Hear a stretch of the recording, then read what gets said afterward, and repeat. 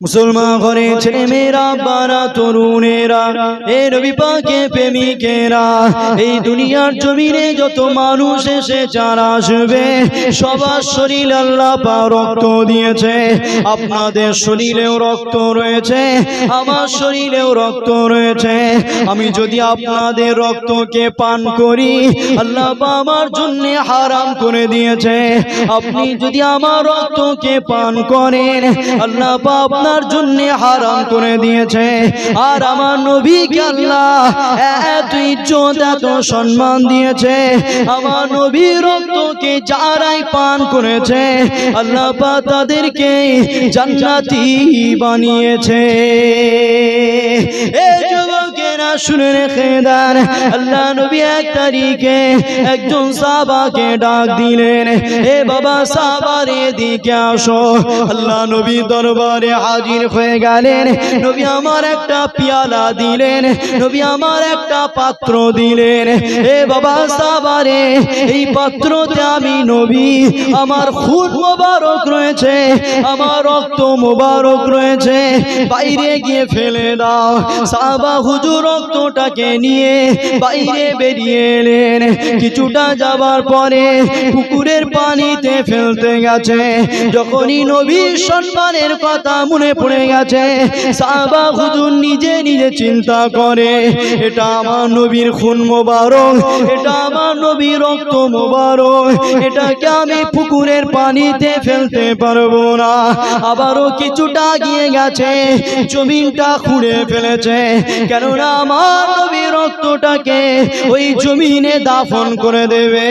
আবারও নবীর সম্মান, নবীর ইজ্জত, নবীর মাকামের কথা যখনই মনে পড়ে গেছে সাহাবা হুজুর চিন্তা করে, এটা আমার নবীর খুন মোবারক, এটা আমার নবীর রক্ত মোবারক, এটাকে আমি জমিনে ফেলতে পারবো না, এটাকে আমি জমিনে দাফন করতে পারবো না। এবারে সাহাবা হুজুর ওই জায়গায় দাঁড়িয়ে দাঁড়িয়ে আমার নবীর মুহাব্বতে রক্তটাকে পান করে নিলেন। আরো জোরে বলুন সুবহানাল্লাহ। আপনাদের শরীরে রক্ত, আমার শরীরে রক্ত, আপনি আমার রক্ত খেলে হারাম, আমি আপনার রক্ত পান করলে হারাম। আর আমার মুস্তাফাকে আল্লাহ এত ইজ্জত এত সম্মান দিয়েছে, মুস্তাফার রক্ত যারাই পান করেছে আল্লাহ জান্নাত দিয়েছে। জোরে বলুন। নবী আমার হুজরা শরীফে একজন সাহাবাকে ডাকলেন, একটা পিয়ালা পাত্র দিলেন, যাও এই পিয়ালাতে আমি নবী আমার খুন মোবারক রক্ত মোবারক রয়েছে, বাইরে কোথাও ফেলে দাও। সাহাবা হুজুর এই পাত্রটাকে নিয়ে বাইরে পুকুরের পানিতে ফেলতে যাবে। নবীর সম্মান, নবীর ইজ্জত, নবীর মাকামের কথা মনে পড়ে গেছে, আবার কিছুটা গিয়ে জমিনে দাফন করতে গেলেন। আবার নবীর সম্মান, নবীর ইজ্জত, নবীর মাকামের কথা মনে পড়ে গেছে, সাহাবা হুজুর ফেলতে পারেনি। এই জায়গায় দাঁড়িয়ে দাঁড়িয়ে নবীর মহব্বতে রক্তটাকে খেয়ে ফেলেছে। জোরে বলুন। করে খালি পাত্রটাকে নিয়ে নবীর দরবারে হাজির। রক্তটাকে নেন, পাত্রটাকে নেন। নবী আমার দেখছো এই পাত্রটাই আমার খুন নাই, রক্তটা নাই। আল্লাহ নবী জিজ্ঞাসা করছে, সাহাবা আমার খুনটাকে কোথায় ফেললে? সাহাবা হুজুর মাথা হ্যাট করে চুপ করে দাঁড়িয়ে আছে, কারণ নবীর পারমিশন ছাড়াই নবীকে না বলেই রক্ত পান করে ফেলেছে। চুপ করে মাথা হ্যাট করে ভয়ে দাঁড়িয়ে আছে। নবী আমার বারবার জিজ্ঞাসা করছে, সাহাবা আমার খুন মুবারকটাকে কোথায় ফেললে? সাহাবা হুজুর মাথা হ্যাট করে উত্তর দিচ্ছে, হুজুর আপনার রক্তটাকে নিয়ে পুকুরের পানিতে ফেলতে গেছিলাম, আপনার সম্মানের কথা মনে পড়ে গেছে, ফেলতে পারিনি।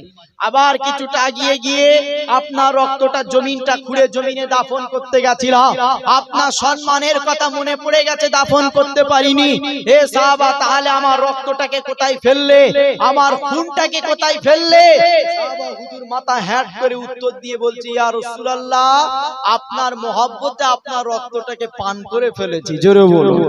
সাহাবা হুজুর ভয়ে ভয়ে মাথা হ্যাট করে উত্তর দিচ্ছে, আর নবী আমার মুচকে হেসে বলছে, সাহাবা ঘাবড়াচ্ছ কেন, চিন্তা করছো কেন? তুমি আমার রক্ত পান করেছো, আর আমি নবী জানিয়ে দিই এই রক্ত পান করার বিনিময়ে আল্লাহ তোমায় জান্নাত দিয়েছে। জোরে বলো। এমন একটা নবীকে আমরা পেয়ে গেছি, নবীর রক্ত মুবারককে পান করেছে আল্লাহ জান্নাত দিয়েছে। তবে এখানে এই ব্যাখ্যা নেবেন না যে রক্ত খেয়েছে বলে জান্নাত, না, রক্ত খাওয়াই জান্নাত নয়, নবীর রক্ত মুবারকটাকে আদব করাই আল্লাহ জান্নাত দিয়েছে। জোরে বলো। নবীকে ভালোবাসতে গেলে নবীর খুন রক্তকে ভালোবাসতে হবে। নবীকে প্রেম করতে গেলে নবীর থুতুকেও মুবারক থুতু বলতে হবে।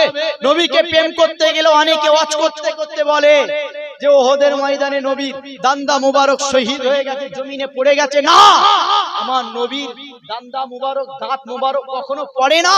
নবীর দান্দা মুবারকের একটা টুকরাই জমিনে তাশরীফ এনেছে। জোরে বলো। জমিনও ধন্য হয়ে গেছে, নবীর দান্দা মুবারকের একটা টুকরো জমিনে তাশরীফ এনেছে। নবীর শানে কথা বলতে গেলে মুখ সামলে কথা বলতে হবে। কেন? আল্লাহ চাঁদ সূর্য যেভাবে সৃষ্টি করেছে, যেভাবে তোলা ওঠা নামা হয়, ওই রীতি আল্লাহ কখনো পাল্টায়নি। কিন্তু মুহাম্মদ রাসূলের শান ইজ্জত আল্লাহ এত দিয়েছে, মওলা আলী নামাজ কাজা করে ফেলেছে, সূর্য ডুবে গেছে, মুহাম্মদ রাসূলের জন্য নামাজ কাজা করেছে বলে ওই ডুবে যাওয়া সূর্যকে আল্লাহ আবার তুলে দিয়েছে। জোরে বলো। সূর্য ডুবে গেলে আর ওঠে কি? আর ওঠে? ওঠে না। নামাজ কাজা করেছে তাই আল্লাহ আবার সূর্য তুলে দিয়ে আল্লাহ নামাজ পড়িয়ে দিয়েছে। আজকে আমরা নামাজ নিয়ে হই হই করছি, রোজা নিয়ে হই হই করছি। এমনও মানুষ আছে যে আমরা নামাজ পাবন্দি আকারে পড়ি, রোজা রাখি 1 মাস, মুহাম্মদ রাসূল সম্পর্কে জানি না। কিন্তু আগে জানো, সাহাবা হুজুর হযরত আলী যিনাকে আল্লাহ নবী বলেছেন আনা মাদিনাতুল ইলম ওয়া আলিউম বাবুহা, আমার নবী হলেন ইলমের শহর, জ্ঞানের শহর, আর এই জ্ঞানের শহরের দরওয়াজা আল্লাহ আলীকে করেছে। জোরে বলো। যিনি এত বড় একজন জ্ঞানী মানুষ, নবী শুধু কোলে মাথা দিয়ে শুয়ে আছে বলে আসরের নামাজ কাজা করে দিয়েছে। জোরে বলো। আল্লাহ নবী 1 তারিখে হযরত আলী হুজুরের কোলে মাথা দিয়ে ঘুমিয়ে পড়েছে, আর এদিকে সূর্য ডুবছে। আলী হুজুর কি করবে বুঝতে পারছে না, নামাজের রক্ত শেষ হচ্ছে, আর এদিকে দিন দুনিয়ার বাদশা কোলে মাথা দিয়ে শুয়ে আছে, চিন্তা করছে কি করবে, নবীকে জাগিয়ে নামাজ ধরবে নাকি নামাজ কাজা করে নবীকে ঘুম পাড়িয়ে রাখবে। আলী হুজুরের মধ্যে দুটো খেয়াল এসে গেছে, কি করবে বুঝতে পারে না। সর্বশেষ যখন সূর্য ডুবতেই যাচ্ছে, এই রকম সময় আলী হুজুর চিন্তা করে নিয়েছে নামাজ কাজা হয়ে যাই, যা আমিনার লালের ঘুমকে ভাঙাবো না। জোরে বলো। যখনই নামাজের খেয়াল পয়দা হয়ে গেছে, আলী হুজুরের চোখ দিয়ে পানি গড়িয়ে গড়িয়ে নবীর শরীরে পড়ে গেছে, মুখের উপরে পড়ে গেছে, জিসম মোবারকে পড়ে গেছে, নবীর ঘুম ভেঙে গেছে। আলী কি হলো, কাঁদছো কেন? ইয়া রাসূলুল্লাহ, আসরের নামাজ পড়া হয়নি, কাজা হয়ে গেছে তাই কাঁদছি। নবী বলছে আলী তুমি আমায় ডাকবে তো? এটা তো ভালো কাজ, তুমি নামাজ পড়বে, আমায় ডাকবে তো? হযরত আলী এত বড় জ্ঞানী হওয়ার পরেও, নবীর জামাই হওয়ার পরেও, যে আলী কাবা শরীফের মধ্যে পয়দা হওয়ার পরেও, সেই আলী উত্তর দিচ্ছে হুজুর এত বড় নামাজি আমি হতে পারিনি যে আপনার ঘুমকে ভাঙিয়ে নামাজ ধরবো। জোরে বলবো। জানেন তো আলী হুজুরের জন্ম কোথায় হয়েছিল? জানেন তো? কাবা শরীফের মধ্যে। সেই আলী হুজুর বলছে যে এত বড় নামাজি আমি হতে পারিনি যে আপনার ঘুম ভাঙিয়ে আমি নামাজ পড়বো। অন্য কোনো কারণে নয়, নবী ঘুমিয়ে আছে তাই নামাজকে কাজা করে দিয়েছে। নামাজ না পড়লে আল্লাহ বলেছে জাহান্নামে দেবে, নামাজ না পড়লে আল্লাহ বলছে আযাব দেবে। আর আলী নামাজ কাজা করেছে, আল্লাহ খুশি হয়ে ডুবে যাওয়া সূর্যকে আবার তুলে দিয়েছে। জোরে বলো। নামাজ কাজা করলে আল্লাহ নারাজ হয়, আর আলী নামাজ কাজা করেছে, আল্লাহ ডুবে যাওয়া সূর্যকে তুলে দিয়ে আবার আলীকে নামাজের জায়গায় দাঁড় করিয়ে দিয়েছে। জোরে বলো। এটা অন্য কিছু নয়, শুধু মুহাম্মদ রাসূলের খাতিরে। আজকে দুঃখের বিষয়, সেই নবীকে কেউ মরা বললো, পচা বললো, সাফাত করতে পারে না বললো।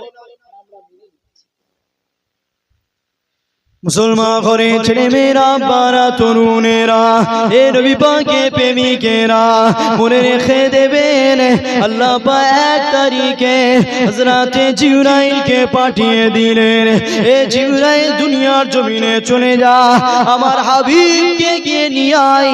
আমি আল্লাহ পাক আমার হাবিবকে দিদারের জন্য দাওয়াত দিলাম। এদিকে মুসা নবী দিয়ে তাকিয়ে দেখো, মুসা নবী পায়ের জুতো খুলে তুর পাহাড়ে চলে গেছে। আল্লাহ আমি মুসা আপনাকে দেখতে চাই, আপনি আমাকে দেখা দেন। আমি মুসা আপনার দিদার পেতে চাই, আল্লাহ আপনি আমাকে দিদার দেন। আল্লাহ বাবা দিয়ে বলেছিল, এ মুসা আমাকে দেখতে পাবে না, আমি তোমাকে দেখা দেব না। আর আমার নবী কখনো পাহাড়ে যাইনে, আমার নবী কখনো দুয়াও চাইনে। আল্লাহ আমি মুহাম্মদ আপনাকে দেখব, আমি মুহাম্মদ আপনাকে দেখতে চাই।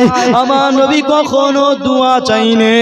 এদিকে মুসা নবী দুয়া চেয়েছে, আল্লাহ মুসা নবীকে ফিরিয়ে দিয়েছে। আর আমার নবী কখনো দুয়া চাইনে, আমার নবী মক্কার জমিনে ঘুমিয়ে আছে। আর আল্লাহ জিবরাইলকে পাঠিয়ে দিয়েছে, এ জিবরাইল দুনিয়ার জমিনে চলে যা, আমার হাবিবকে আরশে আজিমে নিয়ে আয়, আমি আল্লাহ আমার হাবিবকে দেখব। মুসা নবী তুর পাহাড়ে আল্লাহর কাছে দোয়া চাইছে, আল্লাহ তোমায় দেখবো। আমার নবীর জন্য আল্লাহ ফারিস্তা পাঠাচ্ছে, আমার নবী জানেই না যে আমার নবীর আল্লাহর সঙ্গে দিদার হবে। জোরে বলো। নবী ঘুমিয়ে আছে, আল্লাহ বলছে জিবরাইল দুনিয়ায় যে আমার হাবিবকে নিয়ে আয়, আমি আল্লাহ আমার হাবিবকে দেখবো। জোরে বলো। কিন্তু আমার আল্লাহ নবী দুনিয়ায় আছে, আল্লাহ দেখতে পাই না, পাই না, একটু জোরে বলেন না। দেখতে পাই। এবারে আল্লাহকে জিজ্ঞাসা করেন, আল্লাহ আপনি তো সবকিছুই দেখতে পান, শুনতে পান, জমিনে একটা পিঁপড়ে হেঁটে গেলে তার পায়ের আওয়াজ শুনতে পান, তাকে দেখতে পান, আপনার হাবিব দুনিয়ায় আছে, আপনি তো দেখতে পাচ্ছেন, তাহলে আবার কেন আপনি দেখবেন বলছেন? আল্লাহ বলছে ওই দেখা এই দেখা এক নয়, আমার হাবিবকে আও আদনার মাকামে নিয়ে দেখতে চাই। জোরে বলো। তাই জিবরাইলকে পাঠিয়ে দিয়েছে। শোনেন আমার নবী সম্মানিত, জিবরাইল যখন মক্কার জমিনে এলেন, এসে দেখছে নবী আমার ঘুমিয়ে আছে। এদিকে মওলা আলীর ক্ষমতা হয়নি নবীর ঘুম থেকে তুলে নামাজ পড়বে, আর জিবরাইলের কি করে ক্ষমতা হবে যে নবীকে ঘুম থেকে তুলবে? কেন আল্লাহ নবী ঘুমিয়ে থাকলে কখনো মুহাম্মদ সাল্লাল্লাহু আলাইহি ওয়াসাল্লাম বলে আল্লাহ ঘুম থেকে তোলেনি। জিবরাইলের কি ক্ষমতা আছে যে নবী ঘুমিয়ে আছে আর ডাকবে? জিবরাইল নবীকে আল্লাহ দিদারে নিয়ে যাবে, এসে দেখছে নবী ঘুমিয়ে আছে, জিবরাইল পায়ের কাছে চুপ করে দাঁড়িয়ে আছে। জিবরাইল নবীর পায়ের কাছে দাঁড়িয়ে আছে, আর আল্লাহ উপর থেকে আওয়াজ দিয়ে বলছে, জিবরাইল মাথাটাকে হ্যাট কর। জোরে বলো। আল্লাহ নবীর আদব শিখাচ্ছে, জিবরাইল মাথাটাকে হ্যাট কর, কেন দুনো জাহানের সুলতানের সামনে দাঁড়িয়ে আছিস। জোরে বলো। আল্লাহর হুকুম অনুযায়ী জিবরাইল মাথাটাকে হ্যাট করে নবীর পায়ের কাছে দাঁড়িয়ে আছে। বেশ কিছুক্ষণ হয়ে গেছে, আল্লাহ আবার আওয়াজ দিচ্ছে, জিবরাইল হাতটাকে এইভাবে বাঁধ, যেভাবে আমরা নামাজ পড়ি, যেভাবে নামাজে হাত বাঁধি, আল্লাহ বলছে এইভাবে হাত বাঁধ। জিবরাইলকে আল্লাহ হুকুম করছে যে আমার হাবিবের সামনে দাঁড়িয়ে আছিস, আদবে দাঁড়া, মাথা হ্যাট কর, হাতটাকে এইভাবে বাঁধ। জিবরাইল মাথাটাকে হ্যাট করে হাতটাকে এইভাবে বাঁধলেন। অনেকক্ষণ হয়ে গেছে দাঁড়িয়ে আছে, হাতটাকে এইভাবে বেঁধে মাথাটাকে হ্যাট করে চুপ করে দাঁড়িয়ে আছে। অনেকক্ষণ হয়ে যায়, নবী আমার ঘুম থেকে ওঠে না। জিবরাইল নবীর কদমের কাছে চুপ করে দাঁড়িয়ে আছে। অনেকক্ষণ হয়ে গেছে, অনেকক্ষণ হয়ে গেছে। এবারে জিবরাইল মাথাটাকে তুলেছে, আল্লাহ অনেকক্ষণ হয়ে গেছে, আপনার হাবিব ঘুম থেকে ওঠে না, আল্লাহ কি করব? আল্লাহ আওয়াজ দিয়ে বলছে, জিবরাইল মাথাটাকে আরো হ্যাট কর। জিবরাইল মাথাটাকে আরো হ্যাট করলেন। আল্লাহ বলছে, জিবরাইল আমার নবীর কদমে একটা চুমা দিয়ে দে। জোরে বলো। জিবরাইল আমার নবীর কদমে একটা চুমা দিয়েছে, নবী ঠান্ডা অনুভব করেছে, নবীর ঘুম ভেঙে গেছে। জিবরাইল বলছে, আসসালামু আলাইকা ইয়া রাসূলুল্লাহ, আল্লাহ আপনাকে আরশে আজিমে যাওয়ার দাওয়াত দিয়েছে। জোরে বলো। আমার আলোচনা এখানে নয়, আপনারা অনেকেই আলোচনা শুনেছেন, কিন্তু শুধু বুঝাতে চাইছি নবীকে আল্লাহ কি করেছে। নবী জিন্দা নাকি মরা এই সমাজে চলছে, যে মরার পরে আর কেউ কোথায় যেতে পারে নাকি? আরে খ্যাপা, কোরআন পড়ে দেখো, নবীদের কথা ছেড়ে দাও। আল্লাহর কোরআন বলছে, ওয়ালা তাকুলু লিমা ইউক্তালু ফি সাবিলিল্লাহি আমওয়াত বাল আহইয়াউ ওয়ালাকিন লা তাশউরুন। খবরদার তোমরা তাদেরকে মরা বলো না যারা আল্লাহর রাস্তায় শহীদ হয়ে গেছে। জোরে বলো। শহীদটা শহীদ বলতে কি নবী?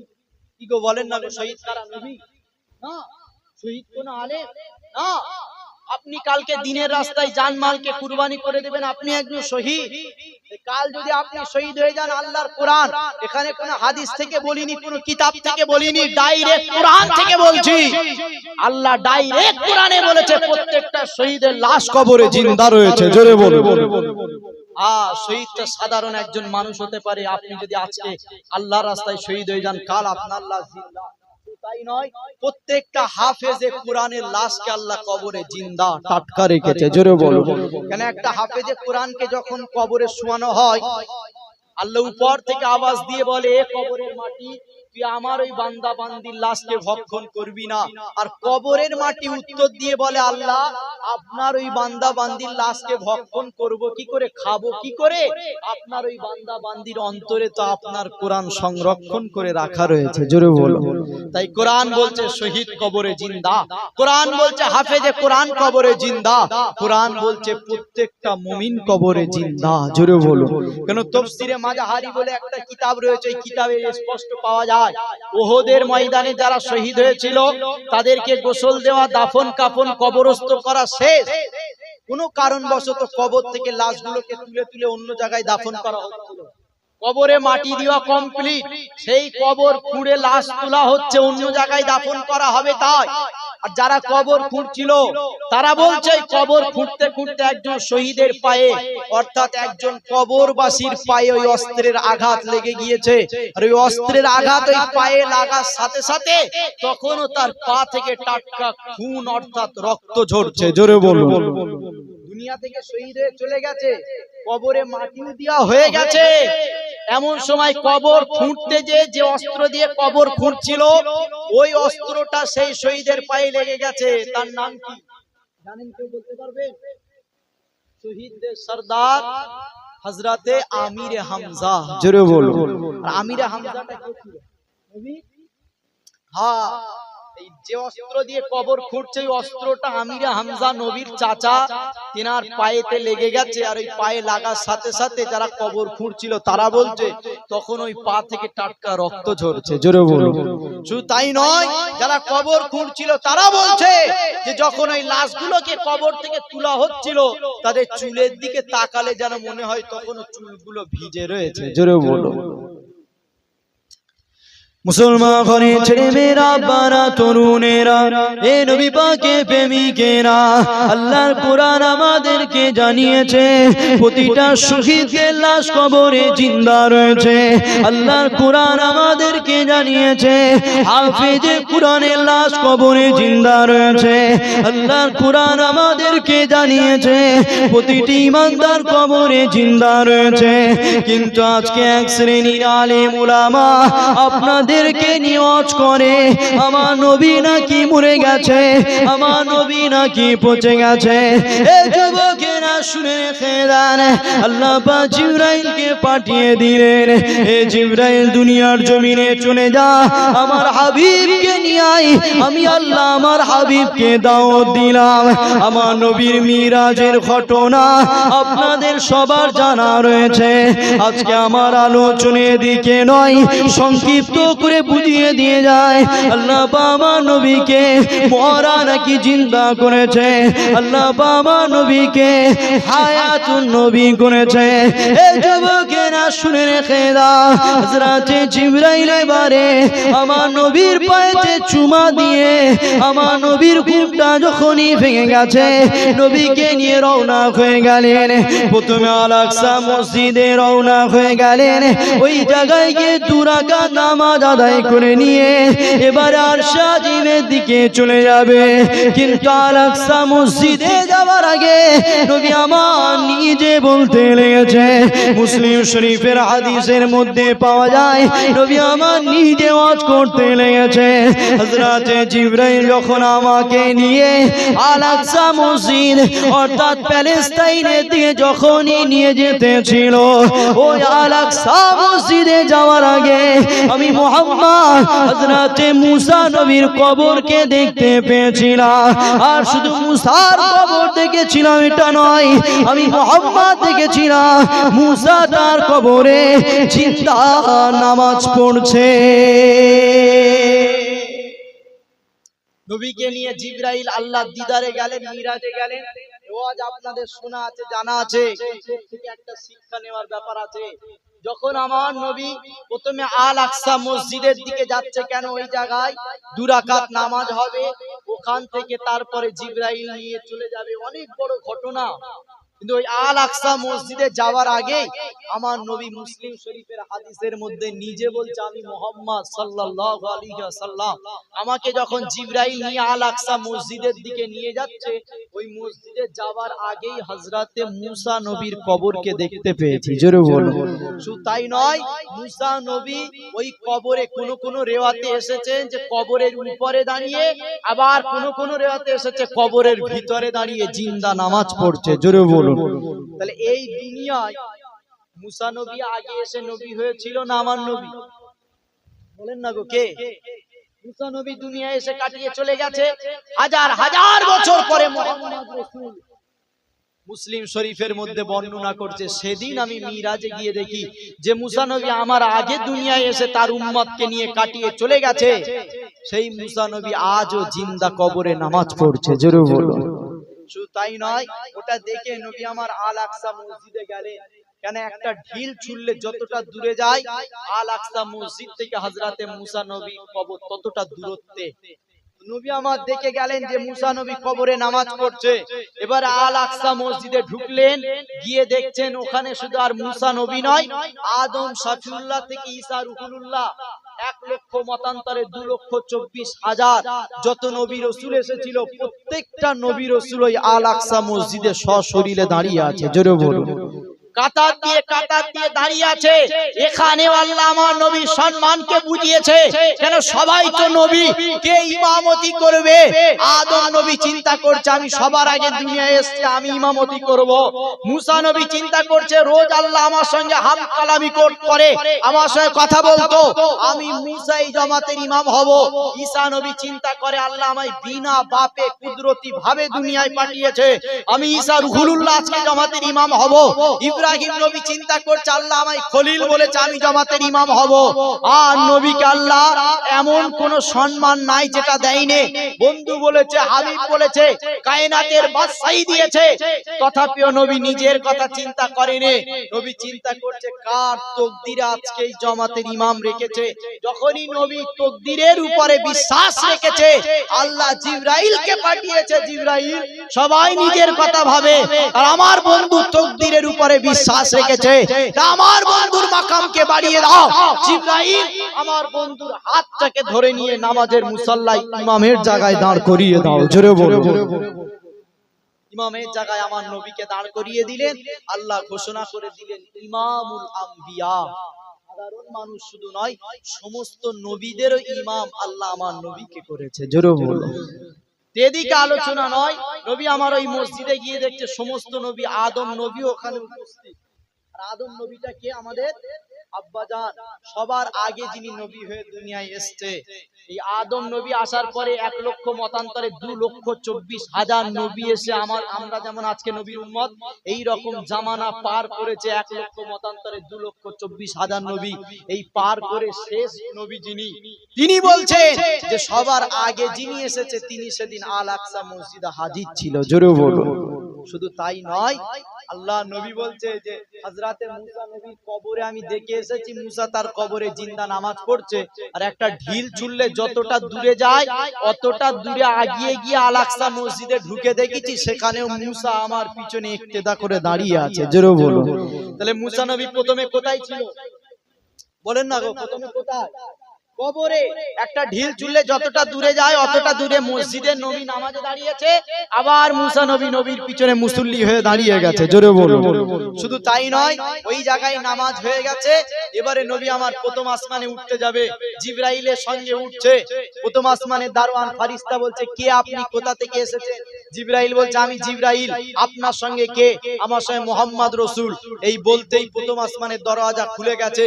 প্রথম আসমানের দরওয়াজা খুলতেই আমার নবী দেখছে প্রথম আসমানে হযরত আদম শফিউল্লাহ বসে আছে। জোরে বলো। আদম নবী একটু আগে কোথায় ছিল? মসজিদ আকসাই ছিল। আবার আমার নবী ওই আল আকসা মসজিদে নামাজ পড়ে প্রথম আসমানে গিয়ে দেখছে আদম নবী সেখানেও হাজির রয়েছে। জোরে বলো। কিন্তু আদম নবী দুনিয়া থেকে তখন চলে গেছিল না, যায়নি?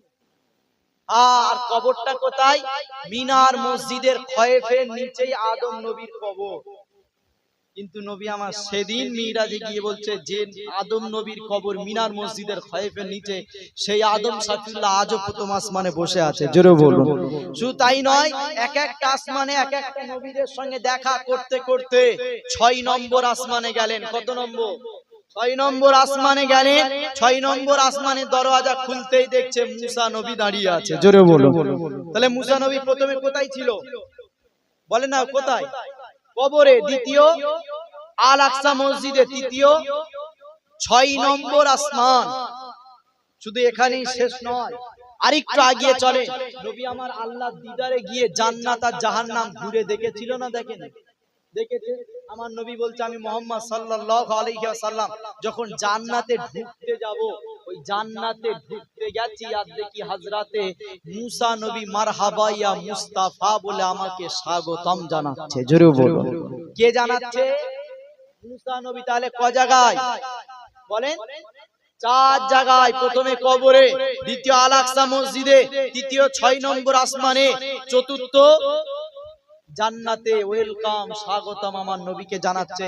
তাহলে মুসা নবী 4 জায়গায় আমার নবীর সাথে দেখা হয়েছে। কতক্ষণের মধ্যে জানেন? কি গো জানেন?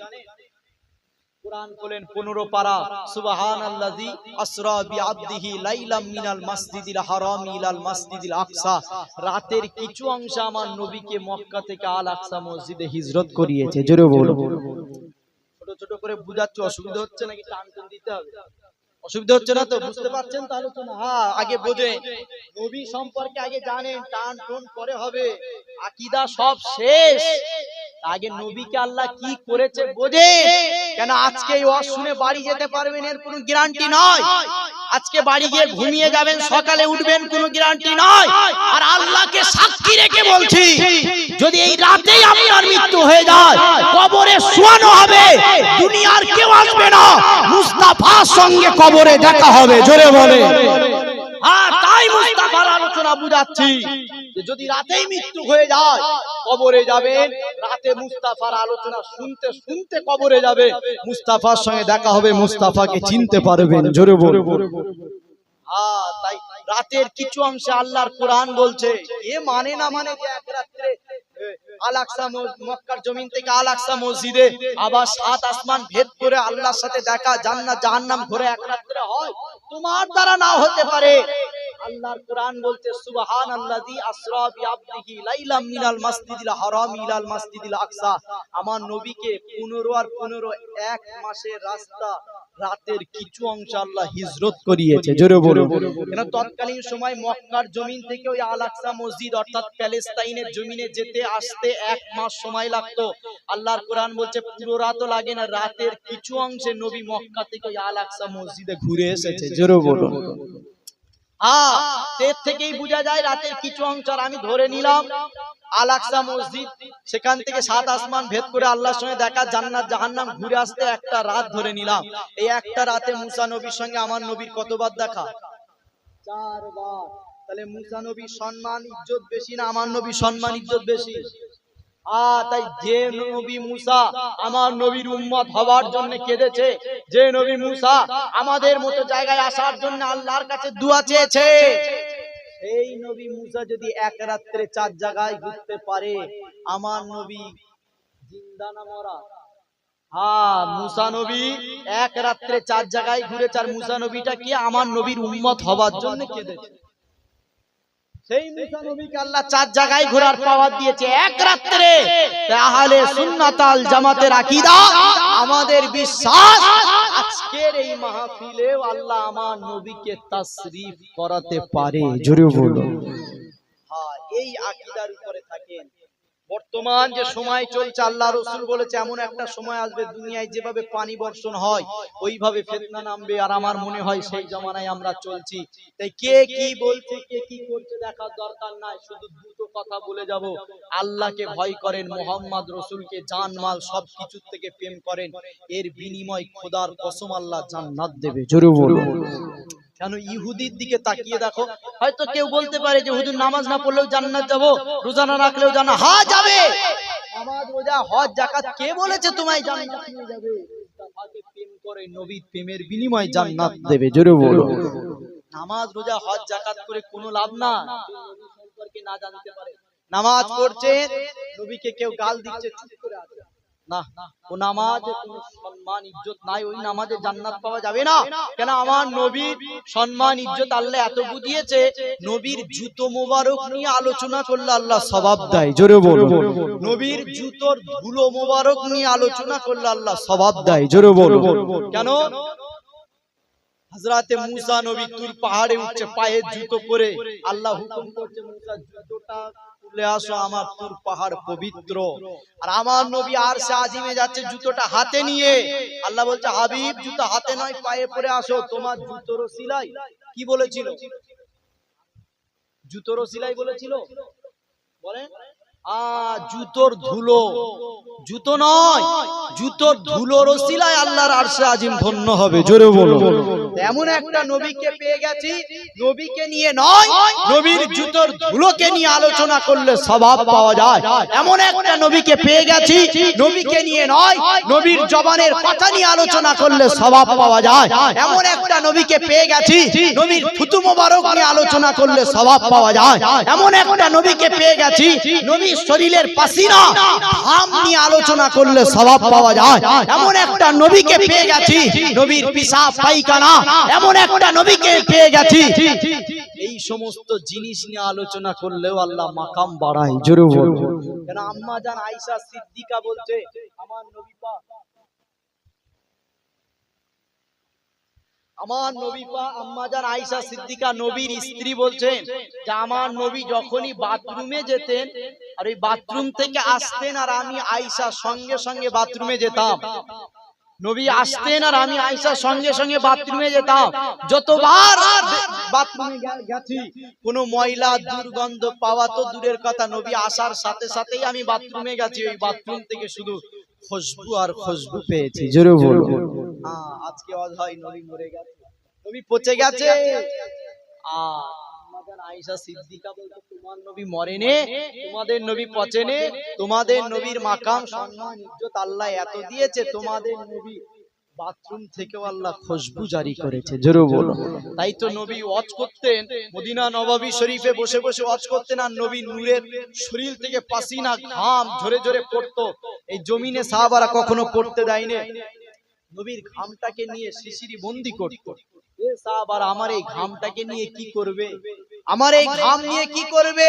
হুজুর আপনার ঘামগুলো রেখে দেবো, যখন কোনো ভালো অনুষ্ঠানে যাব, ভালো কোথাও যাব, ওয়াজের মাহফিলে যাব, এই আপনার শরীরের ঘামগুলো আমাদের গায়েতে লাগাবো, মিশকে আম্বারের খুশবু পাবো। জোরে বলো। দরুদ শরীফ আল্লাহুম্মা সাল্লি আলা